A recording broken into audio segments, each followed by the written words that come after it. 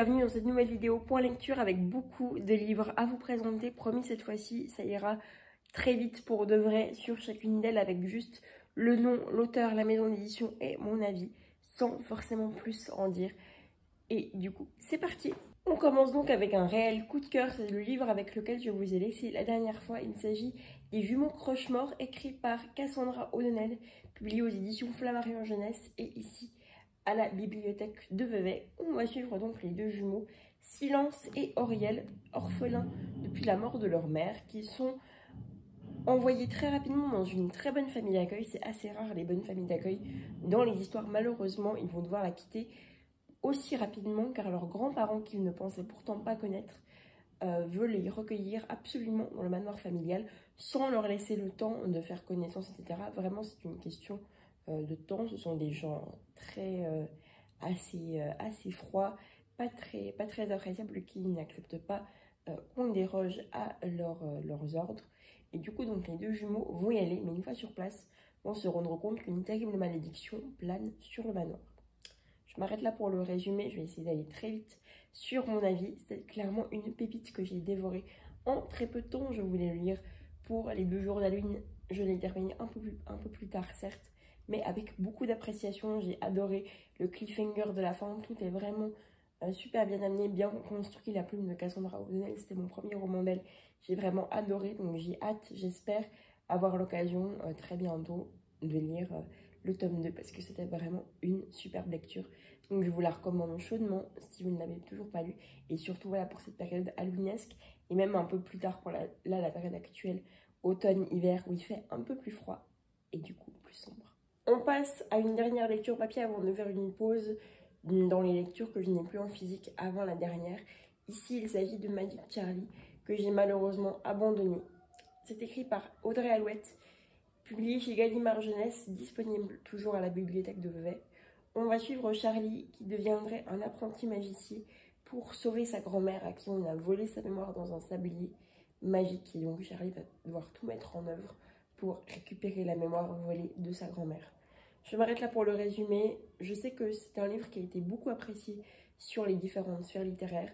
J'ai beaucoup apprécié le fait que enfin des personnages, des protagonistes principaux de l'histoire tels que Charlie, entre autres, et sa grand-mère, sa mère, enfin bref, soient de couleur. Ce n'est pas assez représenté malheureusement, à mon sens, dans les livres, et je trouvais très bien de pouvoir le mettre en avant.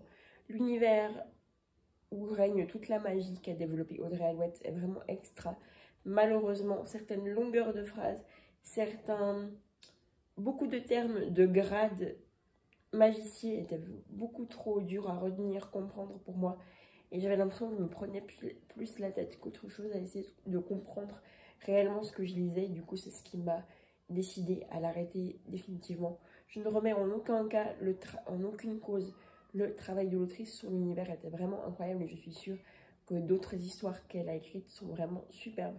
Pour autant, celle-ci ne me convient pas. J'espère que ce sera malgré tout le cas pour vous. On fait une petite pause maintenant dans les lectures physiques avec tout d'abord le premier tome de Nevermore, les filles de Morrigan Crow, voilà, je cherchais le nom, publié chez PKJ, écrit par Jessica Townsend, toujours à la bibliothèque de Vevey. On va suivre donc l'histoire de Morrigan Crow, une petite fille censée dite être maudite et qui devrait mourir le jour du merveillon, que tout le monde fuit comme la peste parce que selon tout le monde, parce qu'elle serait maudite comme la plupart des enfants, comme quelques enfants autour de Londres, en tout cas dans le monde, comme certains enfants comme elle autour du monde. Les enfants maudites sont la cause d'absolument tous les malheurs, même les causes naturelles, ce qui rend du coup Morrigan la cible parfaite pour l'accuser des moindres crimes, moindres problèmes, causes naturelles, mort, maladie et j'en passe. Morrigan donc est censée mourir le jour du merveillon, donc on va dire, admettons, si vous voulez, c'est une sorte de nouvel an, de termes fantastiques, on va dire, dans le Londres où elle vit au jour de son histoire. Elle va donc être emmenée par je ne sais déjà plus comment il s'appelle, Jupiter North, un homme un petit peu particulier qui va l'emmener du coup dans le monde de Nevermore, où apparemment elle aurait peut-être plus sa place qu'avec une famille qui ne veut de toute façon pas avoir grand chose à faire avec une enfant qui porte malheur. Je vais m'arrêter là pour le résumé. J'ai beaucoup aimé cette histoire, quoique je ne pense pas, avec toutes les lectures qu'il me reste encore d'ici là, à emprunter tout de suite le tome 2. Mais c'était vraiment une chouette lecture qui fait penser, je trouve, à Harry Potter, avec un mélange de Tim Burton quand on voit les personnalités, par exemple celle de Jupiter North, un peu, pas méchante, mais un peu folle sur les bords, très excentrique. Et ouais, tout cet univers un peu de couleurs.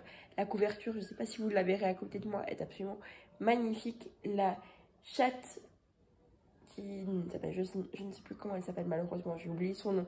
Mais la magnifique chatte qui est un peu la maîtresse de maison de Jupiter North m'a fait parfois beaucoup rire à certains moments. Bref, c'est une très chouette lecture agréable que je vous recommande à tous ceux qui aimaient l'univers Harry Potter très coloré et surtout de Tim Burton pour ces périodes un peu halloweenesques d'hiver ou même de Noël. Ça peut être une très chouette lecture à découvrir en famille ou à faire lire à vos enfants qui apprennent à lire. Il y a des termes assez simples, c'est écrit assez gros. Bref, une lecture de réussite. On poursuit donc avec un Twisted Tale, celui sur La Belle et la Bête, écrit par Liz Braswell ou Elizabeth Lim, je ne sais plus laquelle des deux, en tout cas vous aurez leur nom sur la couverture ici à côté de moi. Il s'agit donc de, du coup, comme je l'ai dit avant, celui sur La Belle et la Bête. Et si la mère de Belle avait ensorcelé la bête? Est-ce que les fans me suivent avec cette phrase? Est-ce que vous comprenez de qui je parle? J'ai adoré cette histoire, bien que certaines choses dans l'histoire m'ont un peu dérangée, comme le fait que Belle soit hyper effrayée une fois arrivée dans le château, alors que c'est des aventures qu'elle pensait vivre, qu'elle rêverait de vivre en dehors de ses livres, et là tout d'un coup, pof, parce qu'elle les vit en vrai, elle n'a pas ce caractère, à mon sens en tout cas pas assez vaillant et courageuse qu'elle peut l'avoir dans le dessin animé. Ça faisait plus vraiment penser à quelqu'un d'un peu moins téméraire, chose qui m'a un petit peu déçue. Après, ce n'est pas pour autant que ma lecture en a été gâchée. Pour le reste, on apprend énormément sur beaucoup de personnages. Gaston, Maurice et donc le personnage mystère que je vous laisse découvrir, même si les fans ont sûrement entendu ma phrase du début. Bref, c'est une très bonne lecture que je vous recommande si vous ne l'avez pas encore lue. Si vous êtes fan comme moi de Disney et donc de l'univers de La Belle et la Bête. Encore 2 livres à vous présenter, dont celui-ci. Il s'agit de C'est l'instant où je t'ai rêvé, de Isabelle Komorebi. Je ne sais plus comment on dit son nom de famille, dans tous les cas vous l'aurez juste ici à côté de moi et en barre d'infos.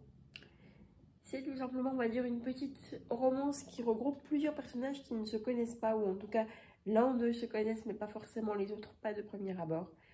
Et vraiment leurs aventures, leur parcours à chacun vont amener à une petite romance super douce, super mignonne, très rafraîchissante que j'ai lue pendant cette période caniculaire qu'était le mois d'août sur ma Kobo en une matinée. J'ai vraiment passé un super bon moment. Je vous recommande cette histoire à 1000%. Et aussi d'aller voir ce que propose l'autrice, ça a l'air d'être une femme adorable. Voilà, je ne peux que vous recommander ses écrits. Et on termine cette vidéo avec ma lecture en cours, toujours disponible à la bibliothèque de Vevey, écrit par Tricia Levenseller, publié chez Stardust. Il s'agit de La fille du roi pirate, puisque je ne suis pas forcément dans l'ordre des présentations. C'est une lecture que j'ai beaucoup vu passer dernièrement sur les différentes sphères littéraires, notamment Bookstagram. Beaucoup de gens ont des avis mitigés sur ce livre. Moi, pour l'instant, j'apprécie beaucoup cet univers de piraterie, un peu, à mon sens, à mon avis, un enemies to lovers. Ça a l'air vraiment très très sympa. Je me réjouis de bientôt le terminer, je l'espère, et de pouvoir vous en reparler très prochainement. Voilà, c'est la fin de cette vidéo. J'espère qu'elle vous a plu.